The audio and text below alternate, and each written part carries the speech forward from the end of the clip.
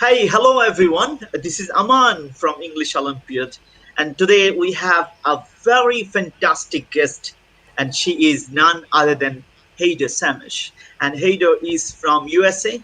She is working as CEO and founder at accentsway.com. And Accentsway is working very fantastic job in USA, teaching people, making a lot of sessions, and this is how she is working. So I would like to welcome Haida to Bangladesh, especially at English Olympiad Facebook page and YouTube channel. Welcome, Haida. Thank you so much. I'm so happy to be here. It's an honor. So now today we would like to have a lot of people at the beginning of introduction. Haida will introduce herself, and we'd like to take a lot of questions. She would like to teach us how to start learning English, how to start developing ourselves to be a global citizen, to learn more, to be productive, to be constructive, to make a good communication, of course, that will help us very much. And she will tell you how to be connected with her also to get more support in future time. Even the course is not only for students, the training, the course, that means the webinar is for everyone, the guardians, the corporate leaders, the teachers, everyone can learn from Hader. And she's my favorite. We have a lot of people who are just following her from Bangladesh, and she would like to take you a path away, of course, and I would like to give her the time to talk. Well, thank you so much for that awesome introduction. And I'm very happy and honored to be here. I'll be taking questions. So if you have any questions, don't be shy and post them in the comments right below the video. Well, the question, how to get started with speaking English, or how to get started with becoming truly fluent.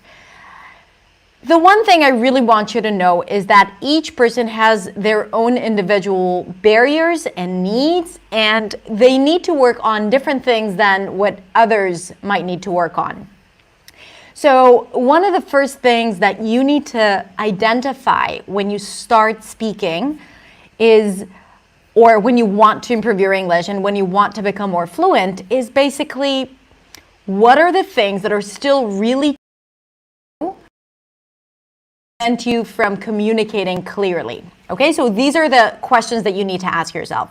And you want to map it out by understanding the core pillars of all the elements that help you become fluent. And I divided the pillars that are needed for you to speak English fluently into 6. So we're going to go over each one of them right now. And then I will ask questions about each and every pillars. And these questions you need to ask yourself and know if this is something that you need to focus on, or you might need to focus on something else. Afsana says, I've been watching Hadar's videos since 2017. Thank you so much. Thank you for all of you who've been following me. I appreciate it, and I love you all. And also those of you who haven't been following me, I'm inviting you to come and follow me at the Accentsway English with Hadar on YouTube and on Facebook. Now, the 6 pillars. The first one is grammar. Obviously, you need to know grammar to be able to structure a sentence in a way that will be clear to the other person. It does not mean that you need to work or learn all grammar, all tenses, all the grammar rules when you're just starting out. You need to learn only the things that you need right now for immediate communication. And I'm just gonna go over them briefly, and then I'm gonna go deep into each and every one of them. The second one is pronunciation. When you speak, you want to be clear, you want to be understood, and you want to have the confidence to speak, right? And sometimes we become less confident when we don't like how we sound, or when we feel that we are not being clear. So pronunciation is the second one, and I'm going to talk about how to identify if that is a challenge, and if it is, what to do about it. Then we have active vocabulary. A lot of you might know this experience where you're searching for a word and the word just does not come out. You don't know what exactly to say, or you know that there is a word that you need to use, but it's just stuck. It's not coming out, right?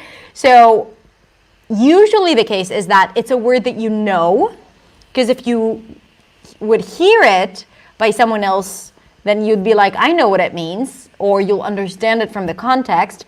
But when you are needed to use it in a conversation, it might be harder for you, or you might not even be using this word whatsoever.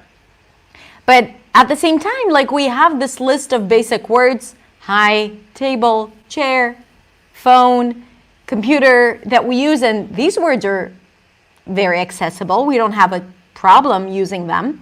So what we want is to have this circle of words that we easily retrieve. We want it to be as big as possible. So we want to expand our active vocabulary. That is number 3. Number 4 is confidence. You got to work on your mindset, because if you're constantly timid and afraid to speak, and you're not speaking up in a conversation, and you're not showing up, or you're not interviewing for a job because it requires English at a higher level, then this will prevent you from becoming fluent, because you won't get the practice too. So confidence and working on the mindset is really, really important as well. Speaking time.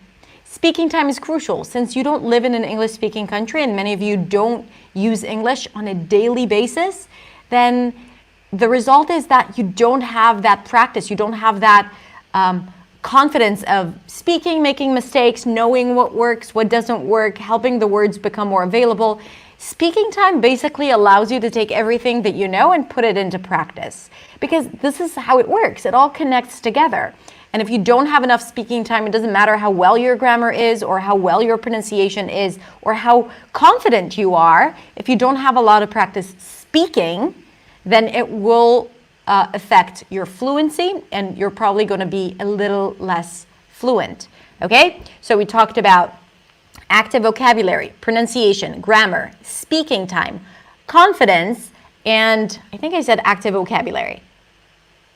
So I think I covered 6. If I haven't, let me know. If I haven't, let me know. If you don't let me know, I'll remember it as we go. So let me just take a quick look at the comments. Cool. Now you need to identify what poses a challenge for you. Okay? And when you do, you need to know what to do in order to improve. So the Fluency Wheel, where I talk about all these 6 things, means that you want all of these elements to be at the same level, pretty much. Okay? So you really want all of them to be above 5. If you need to give yourself a score between 0 to 10, when it comes to confidence, active vocabulary, pronunciation, so on and so forth, if you need to give yourself a score between 0 to 10, then if it's a 10, then you're good to go. You don't need to work on it. But if you find yourself giving yourself 2 on grammar and 3 on confidence, probably this is something that you should focus on. Now, how do you start working on all of these elements? First, let's talk about pronunciation. I come from pronunciation. I'm a speech coach. I'm a pronunciation coach, and pronunciation is my passion. I do feel and believe it is the path to fluency. And this is why I think that sometimes, even if you don't have the confidence and you don't have the speaking time, working on your pronunciation can definitely help. To improve your pronunciation, you first need to identify what are your pronunciation challenges. What are the sounds that prevent you from being clear? Now, all of you in this live, I want you to put in the comments, what is the one sound or element of speech that you struggle with the most? Is it the R? Is it the TH? Is it the vowels in English? Melody, intonation. So I want you to really take a moment and think about what is challenging for you when it comes to pronunciation. And pronunciation is basically like what comes out of our mouth. Shihab is asking, reciting a poem with mother tongue can help for achieving fluency? Do you mean that reciting a poem in English? Because if it is, then yes and no, because reciting something is repeating someone else's words. It might help you with pronunciation, but it's just one element, right? One pillar. Okay. So when it comes to pronunciation, you need to identify your biggest challenge, and then you want to work on it. Phonemes. Okay, the Z phoneme. Like a J, genre, this one, the J sound, great. So if you know that this is your challenge, you probably want to work on it and practice it. So there are a few layers for working on a sound. Let's say you identified what is the sound that you need to work on. So the first thing you need to do is, first of all, make sure that you actually hear it. If it's the difference, let's say, between sheep and ship, and you don't have this distinction, then you might want to work on just, first of all, hearing that there is a difference between those two vowels. Then you want to be able to pronounce it. So you learn exactly what you need to do with your lips, with your tongue, with your jaw. And for that, there are like countless resources on YouTube. So you can easily go and access them. On my channel, I think I have a video lesson about almost every single sound in American English. So you learn how to make that sound. Great. But you only got started with that, because after that, you want to drill it to create pronunciation memory, the muscle memory, and pronunciation confidence. You want to develop the muscle memory so you won't have to think about the sound every time you say it. Okay? So you say it again and again and again and again until you make it your own, until it's easy for you to say that sound. After that, you want to use it in context, in words, in phrases, in sentences, and you want to repeat it as much as possible. And then you want to intentionally use it in a conversation. This is how you start changing your speech and start changing your pronunciation.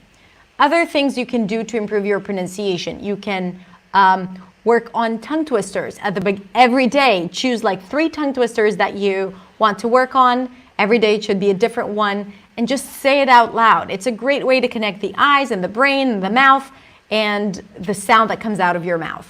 So you want to say that to start gaining control over your pronunciation.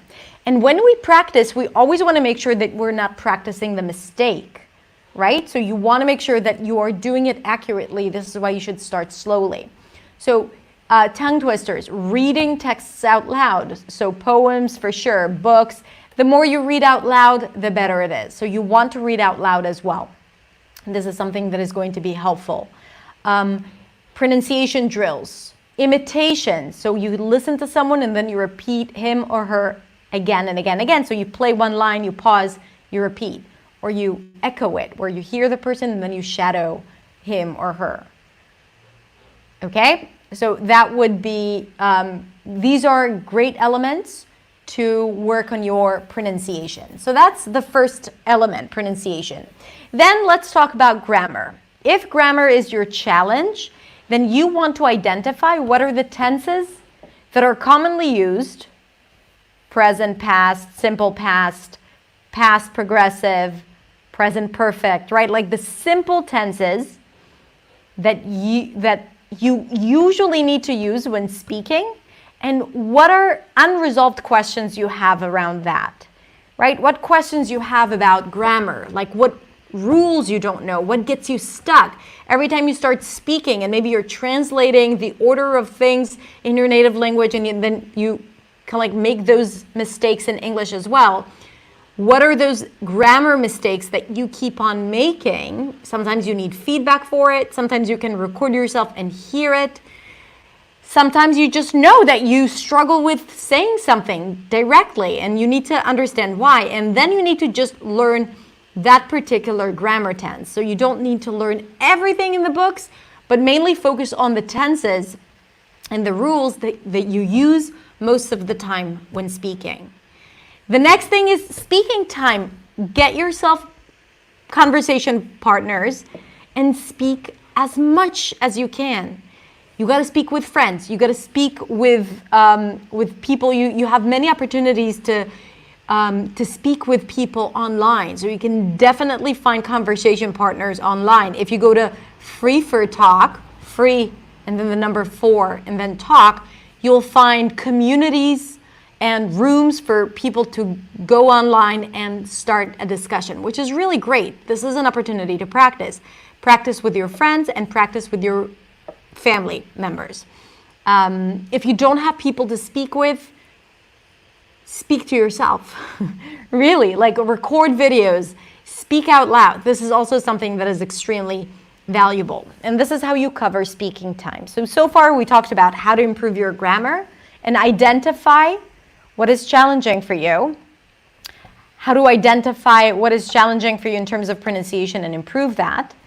And then we talked about how to boost your speaking time. Now let's talk about active vocabulary. How do you start speaking about more words? How do you start using more words in a conversation? How do you expand your knowledge of vocabulary? Let me know in the comments if you ever struggle with finding the right words when speaking. Okay, so yeah, I'm definitely going to give you some tips. I see some of the comments. What a presentation. Thank you so much. Okay, so I'm reading some of the comments. As we said, active vocabulary. Here, you want to start collecting words that you need for sure. Here's the thing about English learners. We set a really high standards in terms of what we want and how we want to learn them. And a lot of times when people want to improve their vocabulary, they will create a really long list of fancy words that, to be honest, not a lot of people use when speaking English, even native speakers. Okay? So this is why I want you to be very cautious about the list that you make, the list of words that you're going to be practicing. Now, I have a video about the most effective practice technique, and I released it like a week ago, so I highly recommend for you to watch it. It's on my YouTube channel, Accents Way English with Hadar. And it's really about how to get a new word into your system. And one of the things that I show you there, I actually practice it with you in the video, is that how I take one word and I show you the process in which you need to follow to be able to start using this word more frequently. So first you collect a list of words that you always get stuck because you can't remember them. And you do that because, you collect it after a conversation in English, or you hear someone speaking, you're like, this is a word that I really need, and you put it on the list. Keep the list short. And then take the word, break it down, understand how to use the pronunciation precisely. What is the pronunciation? What are the sounds? And practice the pronunciation. And then drill the word like 30 times. I'm not kidding. 30 times. You can do more, but not less. You want to develop pronunciation confidence because you want your mouth to know what it feels like using this word. And then you want to use this to see how it's being used in context. So you want to Google this word or how to use, and you put the name of the word in a sentence. And then you get a bunch of examples and you read those examples out loud. Nothing is written. Okay, everything is out loud. So you collect a few words, examples of other people, and you say it out loud. And then you want to come up with your own sentences again and again and again, like come up with 3-4 different sentences using that one single word. So you start using it in context. And after that, the next stage is to use it intentionally in a conversation. So you get into a conversation because you've worked on your speaking time. You get into a conversation and you really want to be mindful of or conscious of using that word in the conversation deliberately. We can do that. We can always manipulate the conversation and make it something that we want it to be, right? So you use it intentionally. This is how you start adding all of these things, like all of these new words into your day-to-day speech, okay? Now, after that, you want to practice your listening skills because if you don't understand, that's like one of the pillars. I might have forgotten to mention it. So listening skills is really important as well. You need to be able to understand people, right, when they're speaking. Because if you can't understand them, of course, it's going to affect your fluency. So when it comes to speaking, or to listening to people, you want to, first of all, watch videos and movies without subtitles. You might want to watch it without subtitles and then talk about what you've just saw. Okay, so you understand it and then you translate it into new ideas that you use in your own words. This is an excellent practice to do. So this is how you develop your listening skills. And then you might want to challenge yourself and listen to different speakers with different accents, because English is very diverse and there isn't one standard accent, and you want to listen to all different voices. So you listen to different people. And different accents. And then you train your brain to hear those differences and to understand it still. This is how you practice your listening skills. And finally, you want to work on your confidence. If you feel insecure about speaking, there are a few reasons for that. And one of the main reasons is the fear of being judged and the fear of being thought as unintelligent, right? And basically, these are limiting beliefs that we have, that we think that, people will think badly of us because we have an accent or we make mistakes or we get stuck. The idea is to understand that when you communicate, the most important thing is that you speak, up, okay? It really doesn't matter if you get stuck or if you make mistakes, because the most important thing is for you to communicate. And when you put the focus on the other person rather than on you, it's a lot easier to communicate. And you have to accept the fact that mistakes are part of this work, and mistakes are part of being fluent. And when you accept your mistakes, it's a lot easier to go into a conversation and to feel free. And you have to feel free and have that confidence if you want to be fluent. So these were the 6 pillars of fluency, and you want to make sure that if you struggle with one of them, I'm going to repeat them again. If one of them is a challenge, then do one of the things that I suggested in this video. So we said grammar, pronunciation, listening skills, active vocabulary, confidence, and speaking time. So I'm inviting you to let me know in the comments, what is the one thing that is most challenging for you? Abdus is saying, I want to improve my grammar skill on writing and also in speaking. Give me some tips on it. Well, in terms of grammar, I'm not the go-to teacher for grammar, but as I said, in terms of what you need to focus on, is that you need to identify what are the tenses that you need to use, like the basic tenses that you need to use. And you need to practice speaking using these tenses. As for writing, and I saw a couple of questions about writing. As for writing, I think that you gotta write as much as possible. I would start journaling every single day, every single morning. Just write a few paragraphs in English.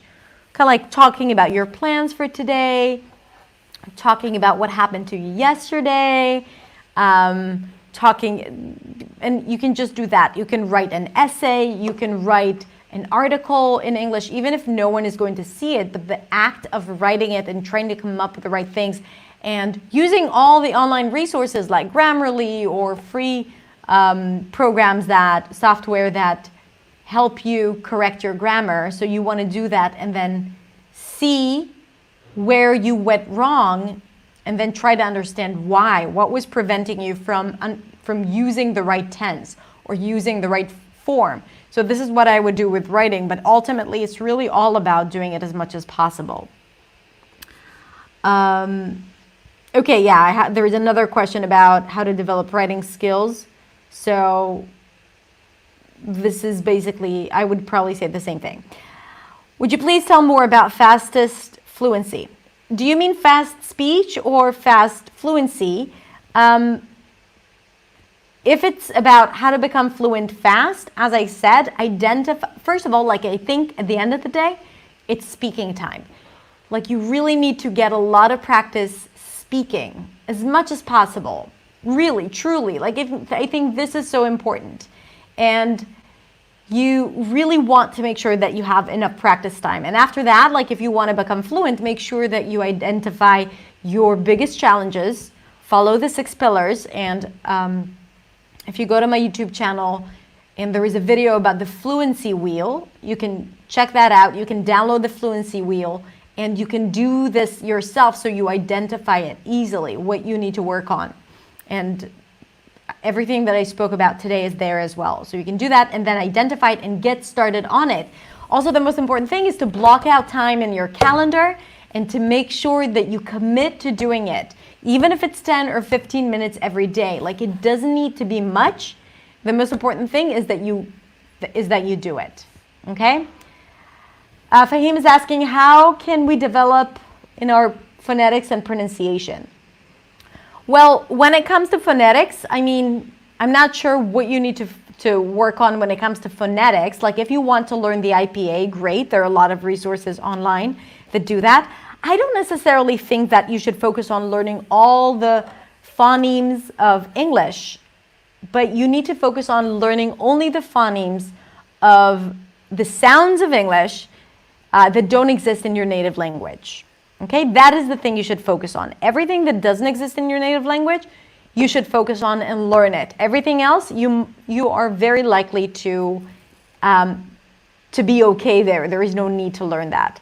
And when you want to learn something like a new sound, make sure that you understand how to pronounce, like how to articulate it. What are the possible mistakes that you might be making? Like what are the substitutions? Do you say the instead of wa, or the instead of So you need to understand what are these challenges, and then to learn how to overcome them, like how to avoid making those mistakes. Okay, sometimes we get stuck in a tongue twister. What is the way to make it easier? Probably that's the question. The idea about doing tongue twisters successfully is to do it really, really slowly and take it step by step. So for example, if I want to give you the tongue twisters, let's think of something. Let's take something with the TH. 3 free throws. 3 free throws. 3 free throws. And let's say you always get stuck with free, something about the F and the R, or in 3 free throws.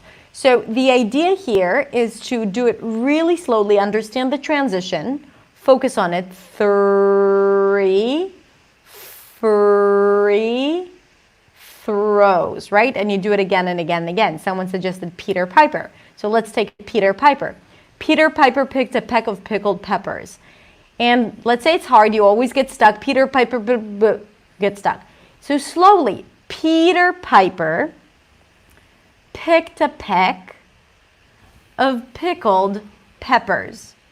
Peter Piper picked a peck of pickled peppers. And then you start doing it a little faster and faster and faster. But you got to start slowly, and you got to understand every time you get stuck why you got stuck, and narrow down the transition, or narrow it down just to the transition, and then do the transition and again and again until it's easier for you, and then it's easier for you to say the entire thing. So that's how I would practice tongue twisters. I'm looking at some of the comments.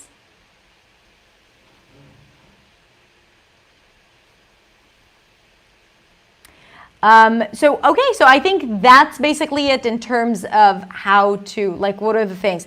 I think that there are many different things.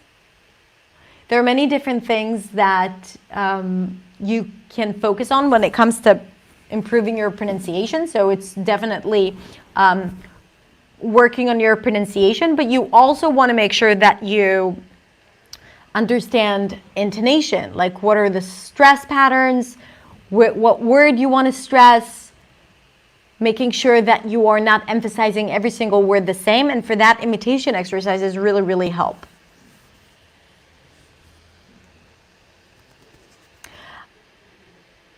I'm not an expert on tests, so I don't have any answer about how to pass tests. But I think that there's so many incredible resources online in terms of how to succeed in tests. But like my expertise is truly all about gaining the confidence to speak and to feel clear and confident when speaking. So I think that is, to me, that is the most important thing. I know that tests are really important for your future and for work and for, you know, your life. So of course, this is something that is important. But when it comes to tests, the one thing I can tell you is that you really want to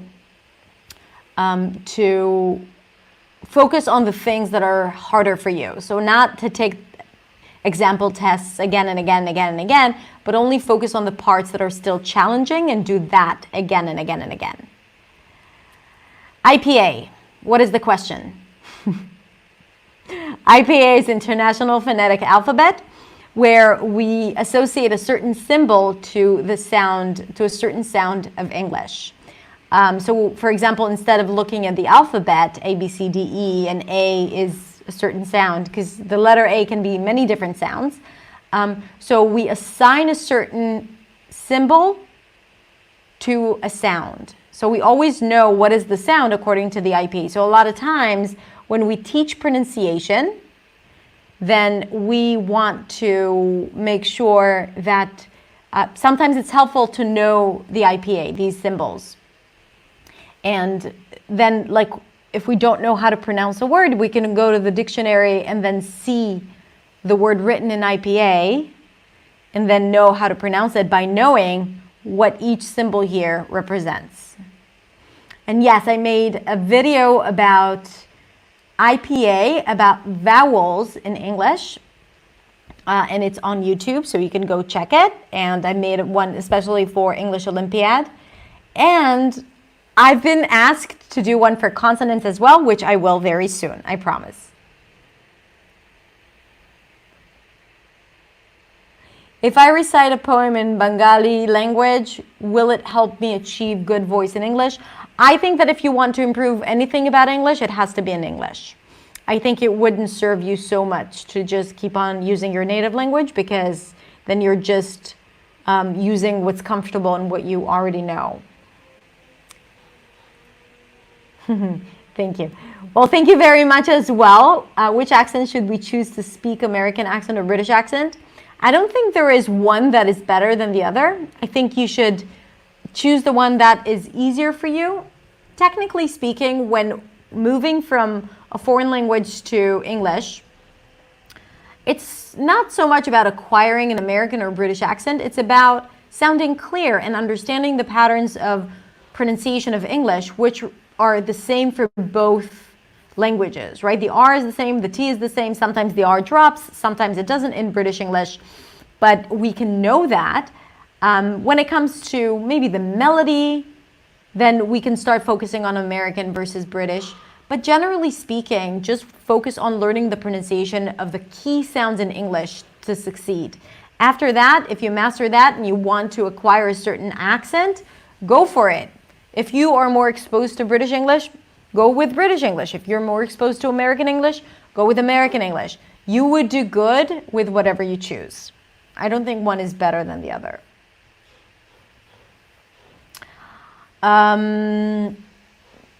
Thank you so much. So there is a link to my website, theaccentsway.com. You're invited to visit. And you can follow me on YouTube, Accents Way English with Hadar. And yes, so I hope this was helpful. I'm glad that I got a chance to share this with you here. And I just want you to know that you need to keep on going and do the work and practice as much as you can. You don't need to overdo it. Even if you do it just 10 minutes a day, it is worthwhile and it's important. Don't wait for something to happen for you to do it. Do it on a regular basis. I know that you're all high achievers and you do the work. But remember that it takes time and you need to be patient. So this is the most important thing. Thank you for being here. Thank you for listening. And yes, if you have any more questions, I'm here to answer. If not, then you will know where to find me. So let me know if you have anything else that you'd like me to talk about. But thank you so much, and stay safe and healthy, because it's important. We're still under a global pandemic, so it's important to stay safe. Okay, so I'm going to, yeah, hi. Oh, I can't hear you.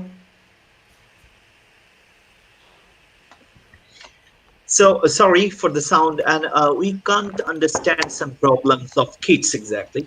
Whenever a guardian would like to teach their kids at home, so how they should prepare their kids for English learning or anything else, I think especially it's for the really pronunciation. I think it's really good just to start with sounds, like having them hear sounds and repeat words, even if they don't understand what the word is. I think just saying it again and again and again would be something valuable, because it gets stuck and they understand, like they start associating that there is this sound that exists, and then they'll be able to recognize it easily when listening to English. So I think this is something that is helpful. I always say you need to make it fun, you need to make it interactive with kids, and it's really important that it's kind of like there's a lot of back and forth. So it's not you just teaching them, but you saying, they repeat, and then it's like a ping pong. This is something that is really valuable.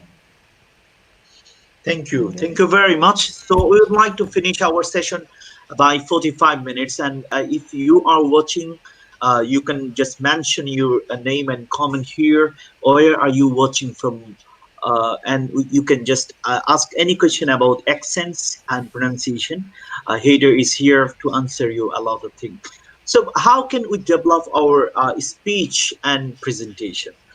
Sometimes we feel frightened, sometimes we feel hesitation. So how can we just overcome it? This is a good question. I think that the thing about the more prepared you come to the speech, the easier it becomes. So if you do have a speech or a presentation that you need to give, you really have to over prepare to know what you're talking about, and not just prepare the slides, but to prepare yourself speaking about it, knowing your bullet points, knowing the key vocabulary that you need to use, practicing saying it a lot, because you want to treat it like English practice, not just preparing for this one meeting or one presentation. So to do that, and when you become afraid before, I think it's important, first of all, to come into the speaking event or engagement very focused, not to get all distracted with a lot of things that are going on, but like to come in very focused, and to make sure that you focus on your listeners and what they need to hear and what they need to listen, and not so much about yourself and the mistakes that you might or might not make. So I think these are things that I think should, and also be clear about what you're presenting, be concise, tell a story, and know exactly what you, don't try to teach or talk about too many things at a given moment. So you will be also, it will give you the confidence that you're more focused. Some people sometimes suggest to be funny at the beginning. Yeah, I think telling a story or an anecdote is something that is really helpful. It kind of like breaks the ice. You feel a little better. It's not like you need to go on. Like the most important thing is not to start right with the talk itself, right? Or to introduce yourself. People know who you are if they've come to hear you speak, or they know that who they work with. So like a little story or an anecdote or a fact that is really interesting, and then from there lead it and link it to the conversation. I think this is something that can be helpful. Thank you. Thank you very much. We have another question from Fahim. So Fahim asked how to learn English in 30 days. There are many of them in YouTube. Do you think it is helpful? Well, I guess you will be the person to answer it, but I actually don't believe that you can speak a language. I think this is just like a way for you to come and click on it, right?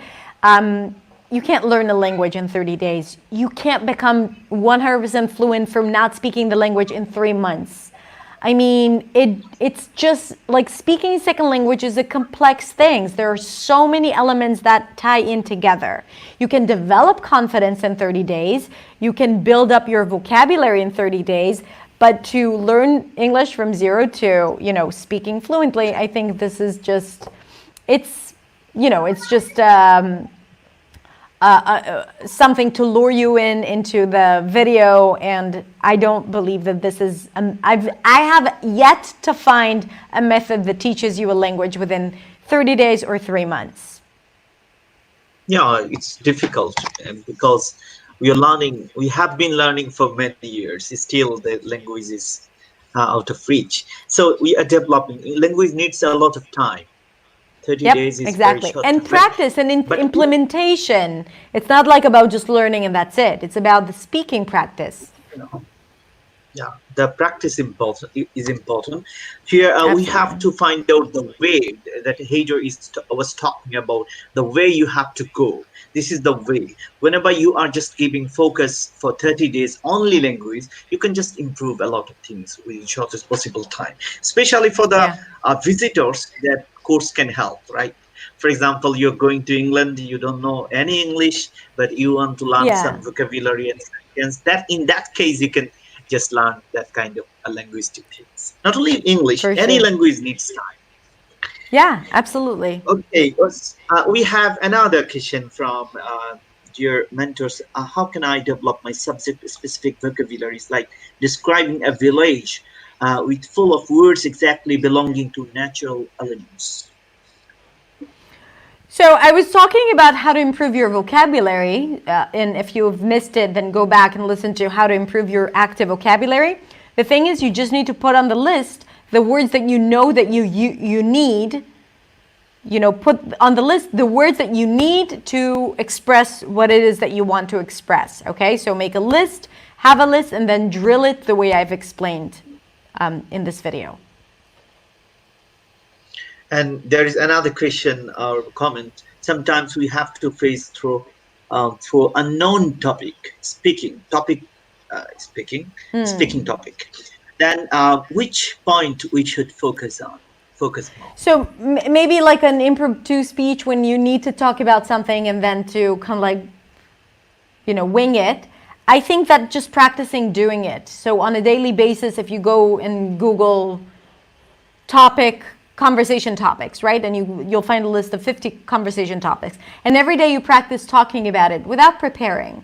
I think that is a skill that you need to develop. It's not like you can prepare for something, but when you have something to talk about, know one key message that you want to send out, and that is your focus, and you want to use that and give examples. So it's one argument and then examples to support it. This is how you should structure it.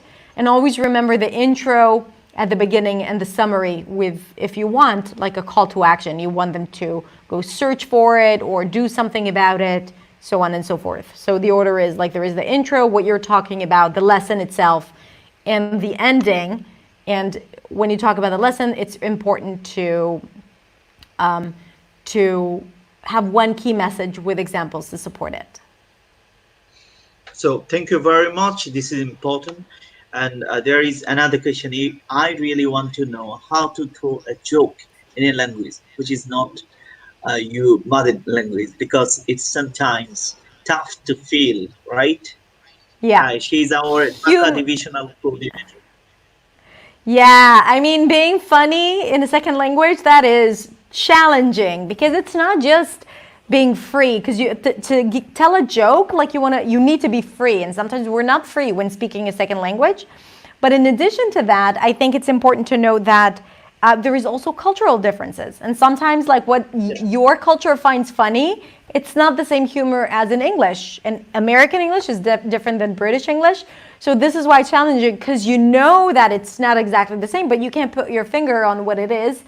And then this is why it can be challenging. But I think that paying attention as to what makes people laugh, listening to stand-up comedians and just like paying attention when people laugh would help you understand better what it is that you can do or change to tell jokes.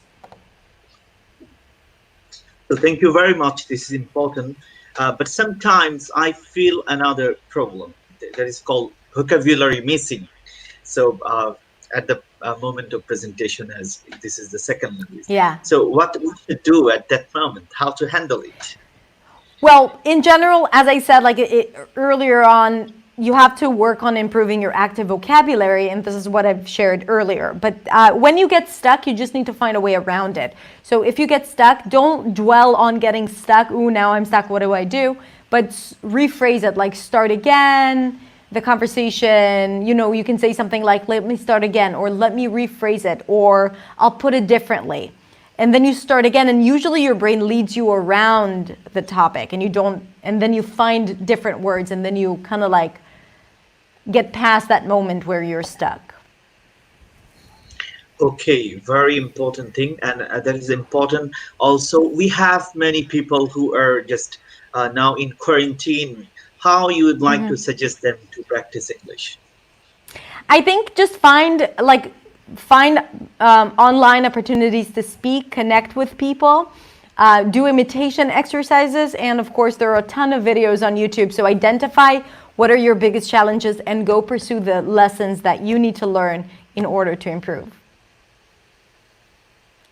Yeah, thank you very much. And this is important also because we have the YouTube channel of Hadar Shemesh, and we'd like to just subscribe there. And I subscribe there, so you can subscribe there. You can get a lot of videos, and you can just get a lot of support from there, especially for the English Olympiad participants, for the guardians, for the campus ambassadors and leaders. You can just request a lot of things at our YouTube channel. Then she would understand what to have to do, what she needs to do for you. So she made the IPA videos here, and you'll be glad to know that many university teachers, especially the department head, English professors, they shared the video from our Facebook page to their institutional Facebook groups, and I was just amazed to see that they are learning and they're getting a lot of things from that That's video. great. Yeah. So we have some other questions. How can we be unique while presentations? Another question from Fahim. Um, I think that it has to do with intonation and being expressive. Unfortunately, it's going to be the last question because I have like another workshop for my students. So I'm going to answer that, and I'm going to have to part from you. But I think that being unique in a presentation, well, it's the stories that you tell and then how expressive you are. So you might want to use intonation, hand gestures. You want to incorporate that and practice it so you feel confident and it doesn't feel like it's not yourself or someone else, or it's like it feels fake. So I think this is something important that you might want to try out and work on on pitch and melody and knowing what words to stress when speaking. So thank you very much, and we are going to end our session within 2 minutes. And the last question is from Abdullah Zafri. How can we improve extempore speech? And I would like to share with him because extempore sometimes needs a lot of knowledge on topics. For example, you don't know any topic and you have to do deliver speech on it. So you must prepare yourself to many topics that you should prepare. And that can help you very much. And I think Hadar will add something, and she will end with the ending line with our viewers today. Well, I'm not sure that I have anything else that I can add. I think that at the end of the day, a lot of it is just practice, right? At the end of the day, a lot of it is just what you struggle with, do it again and again and again until you succeed, until you feel more comfortable and more confident. And at the end of the day, this is the answer. And when you recognize that something is holding you back, go and find that out, what that thing is, how you can learn what to do differently, because there is really a lot of knowledge out there. All you need to do is just a few clicks away. You just need to search for it, but you need to identify for yourself what is still holding you back. So we are on the last half minute, and I'd like to thank you for joining with us today, and thank you for your collaboration and support at English Olympiad. And again, I would like to thank you on behalf of Bangladesh. It will help us to learn a lot of things. Thank you very much for joining Thank you with so us. much for having me. Take care and stay safe, everyone. Thank you. Goodbye today. Bye. Thank you.